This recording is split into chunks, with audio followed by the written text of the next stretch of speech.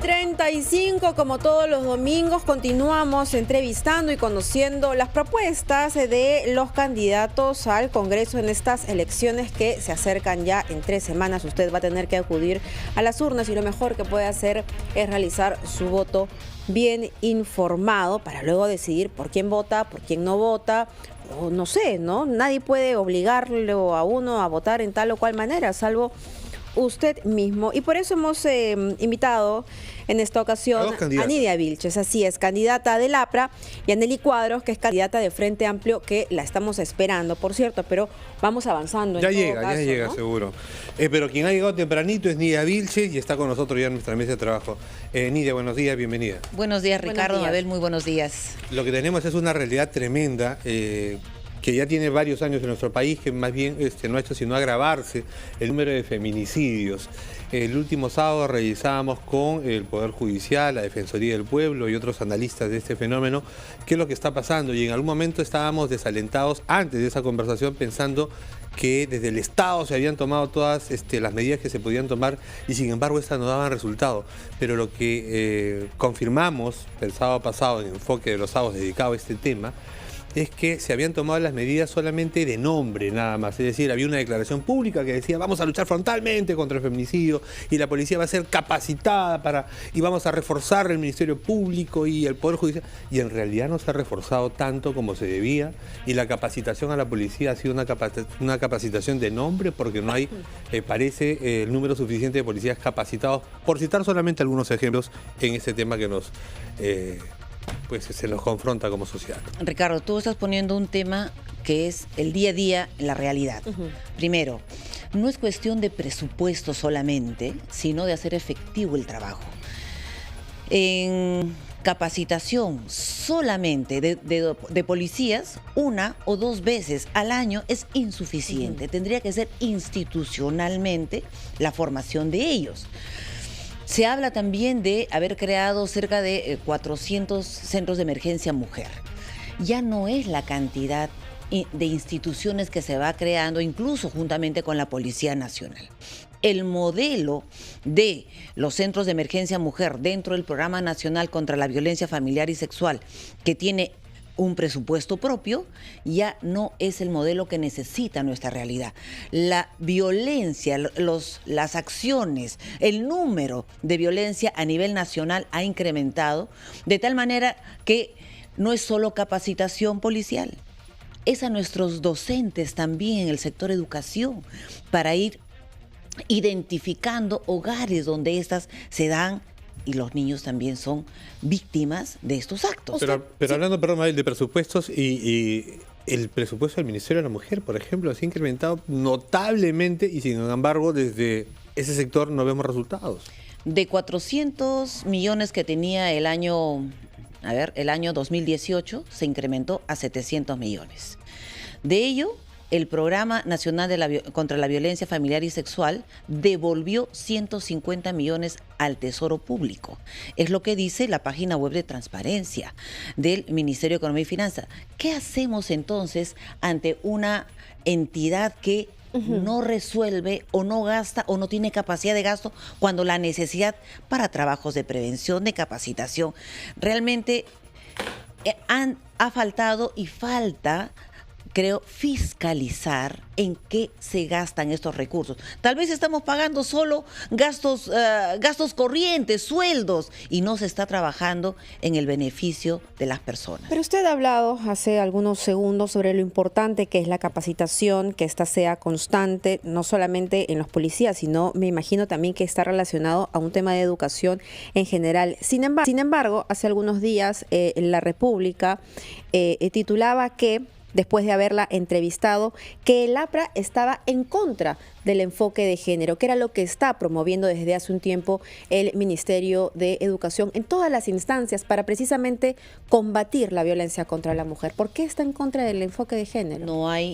hay una política de identificación y prevención en el trabajo sobre temas de violencia. No es enfoque de género, no es ideología de género en el debate, es cómo dentro del sector educación con los alumnos, con los docentes, podemos trabajar igualdad de oportunidades. Y eso se dio una ley el año 2007, la LIO, la Ley de Igualdad de Oportunidades entre hombres y mujeres. ¿Qué es lo que Y le con molesta ello, la palabra entonces, las palabras enfoque de género? Eso es lo que no... de ninguna manera. Para poder entender, porque estamos hablando básicamente de lo mismo. Mabel, no es lo mismo.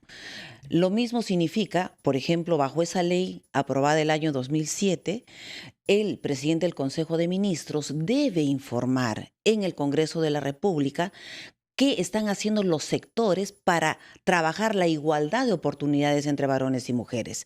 Una de ellas, por ejemplo, se representa en el trabajo en igual función de varones y mujeres, la mujer gana 25% Pero no menos. es solamente igualdad de oportunidades, es decir, si nosotros tuviésemos una formación de policías con enfoque de género, entonces cuando una mujer llega a una comisaría, tendríamos a un policía hombre muchísimo más empático. Claro. Y a eso se refiere el enfoque de género, no solamente igualdad de oportunidades, sino también es que nos podamos formar en ese tipo de pensamiento. Yo estoy totalmente de acuerdo contigo, Mabel. Lo que no estoy de acuerdo es que se pueda utilizar, como se ha hecho en el sector educación, en los textos publicados por ellos, de forma equivocada el enfoque de género. Yo estoy de acuerdo que todos tengamos en nuestra formación misma que no solamente la igualdad de oportunidades, sino cómo hacer que nuestras actividades, por ejemplo, en la casa, que generalmente la cocina, el lavado, el planchado es para las mujeres. Habría que corregir algunos aspectos ahí, pero digamos que estamos en la misma línea. Pero por supuesto,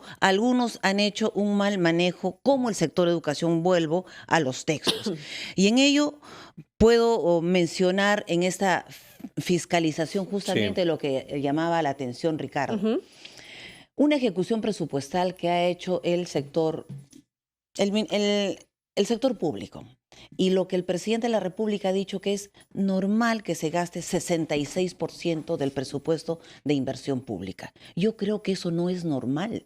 Cuando hay obras... Se ha gastado el 70% y en los últimos 3 días del año se ejecutaron el 10% de ese 70%. Preocupa, ¿no? Con precisión estaban en el 52% al día 27 y terminaron con el 66% y dice la página web de transparencia. Pero no puede ser eso normal cuando en el país, y puedo dar fe de haberme reunido con asentamientos humanos de Villa María del Triunfo, donde han hecho su presupuesto participativo, han priorizado trabajar sus muros de contención con el gobierno local, y aquí voy al gobierno local de Villa María del Triunfo, y esos muros de contención no se han ejecutado el año 2019. Ni siquiera un funcionario ha ido a decirles cuándo se va a ejecutar. Lo pernicioso de este presupuesto es, se maquilla en 3 días las cifras para hacer un monto mayor, o no se cumplen los presupuestos o no se ejecutan. 10% en los últimos 3 días es un promedio, porque hay sectores, el sector interior, el Ministerio del Interior ha ejecutado como nunca antes su presupuesto casi al 100%, y eso está muy bien. Pero hay un sector clave como el sector salud que el 35% de su presupuesto lo ha ejecutado en esos últimos 3 días. Eso preocupa. Salud y educación. Ahora, yo creo que es muy importante investigar cómo es que el Ejecutivo gasta en 3 días el 10% del presupuesto de inversiones al año. ¿Usted propondría investigarlo? Pero por supuesto, lo primero, además, en mi experiencia, me gustaría participar en la Comisión de Presupuesto, en la Comisión de Fiscalización y Control, porque es parte de mi formación profesional. Y es que se ha hecho porque no hay Congreso, pues no hay quien fiscalice, no hay quien llame al ministro para que explique qué está pasando en el Parlamento, porque no lo hay. Ni tampoco se ha dado un debate dentro. El Ejecutivo presenta el 1 de septiembre el proyecto de presupuesto de endeudamiento, equilibrio fiscal, presupuesto público, y se debate hasta noviembre que se apruebe el presupuesto. Ese debate no ha habido, ni en las regiones, ni en los gobiernos locales, no ha habido. Por tanto, la pobre ejecución presupuestal que tenemos en el año 2019 es también falta de fiscalización. Y en eso quiero contribuir. ¿Algún decreto de urgencia específico el que usted haya puesto la mirada y que dude sobre la legalidad? ¿Le parece? Me responde esta pregunta tras la pausa. Son las 8:45. Estamos en RPP, confianza por todos los medios. Regresamos.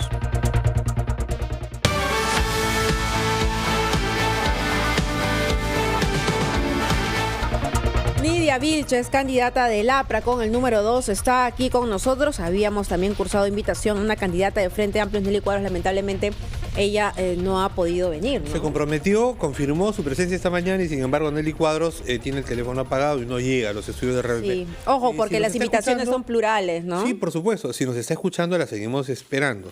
Pero bueno, la habíamos invitado para las 8 de la mañana. Teníamos una pregunta pendiente con Nidia Vilches respecto a la necesidad de fiscalizar esta actuación del Ejecutivo en el interregno y los decretos de urgencia. ¿Había alguno en especial sobre el que usted tendría cuestionamientos? El día 29 de diciembre se aprueba un decreto de urgencia respecto a las transferencias presupuestales con las que maquillan justamente la cifra de ejecución presupuestal.